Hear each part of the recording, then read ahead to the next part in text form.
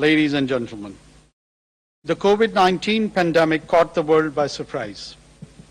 A tiny virus killed 6.915 million people, locked down national economies and world trade, and evoked the best and the worst in human beings. With human ingenuity and the power of targeted research and development, the world was fortunate in being able to have developed a vaccine, which is cause for optimism about the future. Yet there are several reasons for concern and dismay. First, the inequity in the distribution of the vaccine, with rich countries hoarding the vaccine without concern for the poor.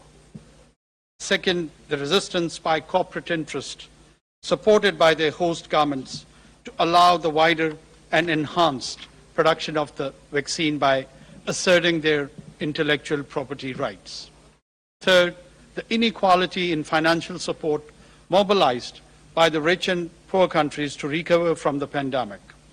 And last, even in the face of this common danger to mankind, some major powers could not resist the strategic temptation to point fingers at their advisory. Excellencies, we must not repeat these negative aspects in a future pandemic or health crisis. First, science must be put at the disposal of all humanity. Access to a scientific breakthrough or discovery, which is essential to save lives, cannot be protected regardless of IP rights. This should be treated as a global public good and be available to all countries and companies. Second, commercial companies or private donors and actors should not be put in charge of determining vaccine or medical production and distribution. This should be determined in intergovernmental negotiations under the auspices of WHO.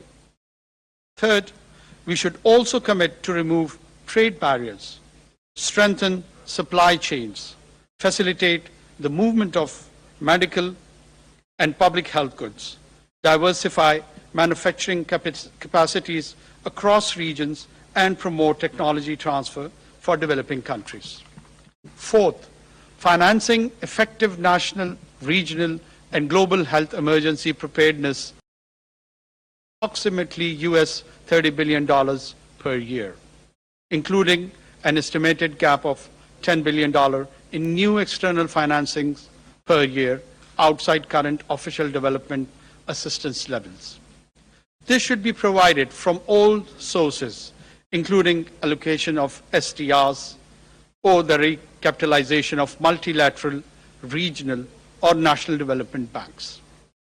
While this high-level meeting and the adoption of political declaration will help to galvanize political will, we believe that the issue of pandemic preparedness, prevention, and response can be best addressed through a legally binding treaty as mandated by the World Health Assembly. This is being currently negotiated in Geneva. It is time for the international community to rise up to the challenge and ensure better preparedness through legally binding obligations for building resilience against future pandemics. I thank you.